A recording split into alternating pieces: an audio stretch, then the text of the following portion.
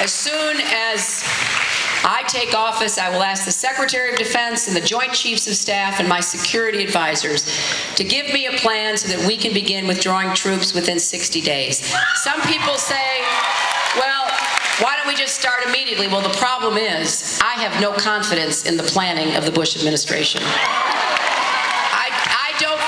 I don't think planning has been their strong suit.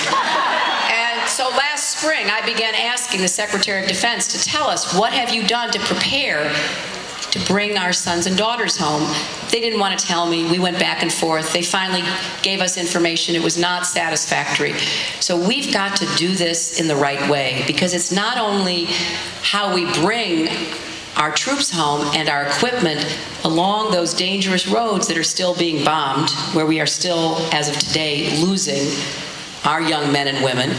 We have to think about the 100,000 civilians who are there. We have people working at the embassy, working in businesses, working in charities. We've got to figure out what we're going to do with them. We also have to think about, what do we do with the Iraqis who sided with us? The translators who were by the side of our Marines as they went into Fallujah, or our Army units as they were in Mosul. I have met so many of our young captains, lieutenants, sergeants, and they've all told me the same thing. They've said, a lot of these Iraqis really stood up, and now they're targets. People know that they translated for us, or they drove for us, and we're an honorable nation. We've got to figure out what we do with those folks as well. So I know that we can do this the right way. We can do it efficiently, carefully, quickly. We have to start.